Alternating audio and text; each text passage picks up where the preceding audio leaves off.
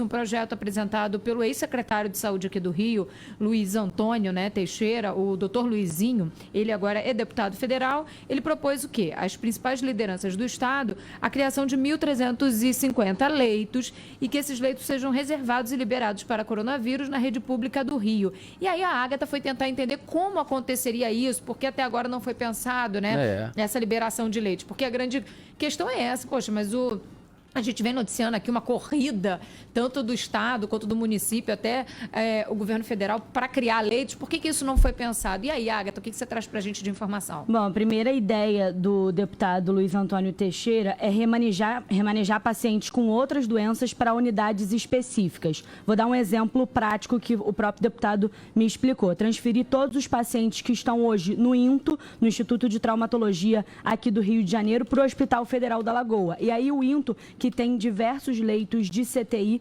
poderiam ser utilizados exatamente para o tratamento do coronavírus. Só nesse caso, de acordo com ele, já seriam 100 leitos a mais de UTI e 200 leitos a mais de enfermaria. E aí a ideia é fazer isso com outras unidades para concentrá-las só em tratamento de coronavírus. Além disso, outra proposta é pegar os leitos que estão fechados por falta de pessoal e fazer um processo seletivo grande administrado pela Fiocruz, através da Fiotec. E aí, nesse projeto, a Fiocruz, claro, receberia um aporte de 20 milhões de reais, mas concentraria a contratação de pessoal. E aí, no Hospital Federal de Bom Sucesso, por exemplo, seriam liberados 240 leitos.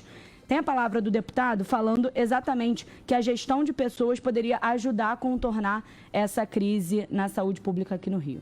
Nós temos um conjunto de hospitais que não estão cheios. Então, a gente está pensando, a minha proposta é que você possa remanejar alguns desses pacientes. Então, por exemplo, ali eu propus o Instituto de Cardiologia do Maitá, o IECAC, no Luiz de Castro, em fazer 30 litros de CTI e 50 de enfermaria. Remanejar os pacientes para o INC que estão internados e utilizar o IECAC que tem hoje respirador, tem leito de CTI, tem equipamento para isso. É a mesma coisa ali no Hospital Alberto Torres, que já tem equipamentos, tem centro de trauma, tem leitos de CTI que podem ser utilizados para o enfrentamento ao Covid.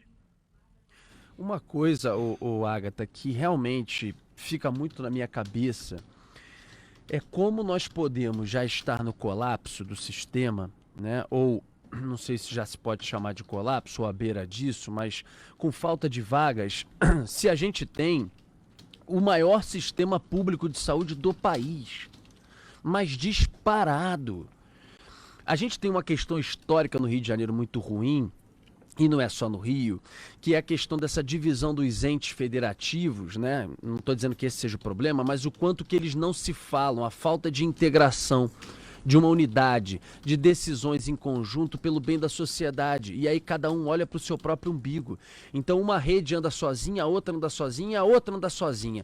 E aí são 3 redes quase que andando de maneira paralela. Se você tivesse um comando único, e eu não estou dizendo que alguém tem que mandar, mas se houvesse uma integração, ainda mais no momento desse de pandemia, você poderia ter remanejamentos como sugeridos aí pelo ex-secretário de Saúde, Luiz Antônio, que acabou de falar com a gente, que hoje é deputado, no sentido de você encontrar possibilidades, seja porque aqui você tem sobra de espaço, no outro você tem sobra de equipamentos e no outro você eventualmente tem profissionais para poder ajudar. Porque não há a menor possibilidade numa rede que tem 6 gigantescos. Gente, veja o que é o tamanho de uns servidores do Estado na zona portuária, veja o tamanho do que é o Hospital de Bom Sucesso na beira da Avenida Brasil, veja o tamanho do Cardoso Fontes na Grajaú Jacarepaguá com vários dos seus setores fechados, veja o Hospital do Andaraí que foi abandonado nos últimos tempos, veja o gigantesco Hospital da Lagoa que fica entre a Jardim Botânico e do outro lado a Borges de Medeiros. É monumental, enorme, obras feitas ao longo da ditadura, décadas atrás, quando o Rio de Janeiro, a maioria delas, o Rio de Janeiro era capital. O Hospital de Ipanema, que talvez seja o menor em termos de estrutura, um dos menores, também federal, também tem uma grande estrutura ali, quase que entre Copacabana e Ipanema. Os institutos, olha o que é o monumental antigo prédio do Jornal do Brasil, hoje Into, do lado do gasômetro. Gente, aí você vai pegando, é um estudo de cardiologia, olha o que é o tamanho do fundão. O fundão tem andares fechados. Olha o que é o Universitário Antônio Pedro da UF Niterói. E aí você vai pegando os estaduais aos montes, aos borbotões, junta com os municipais, as UPAs, os postos de saúde, as clínicas da família, os institutos, inclusive esse estadual de cardiologia. Gente, não falta. Você pode faltar às vezes equipamento, mas tem lugar que tem equipamento e eventualmente não tem profissional. Se você conseguisse fazer quase que uma central logística, colocando todo mundo, que é o que deveria estar sendo feito já desde o começo da pandemia, todo mundo num centro de operações junto. Alguém da União com carta branca, alguém do Estado e alguém do município. E eles dialogando, esquecendo o que é meu, o que não é, e sim o que é da população, que é quem paga isso tudo. Você pode ter certeza que a gente estava numa situação muito melhor.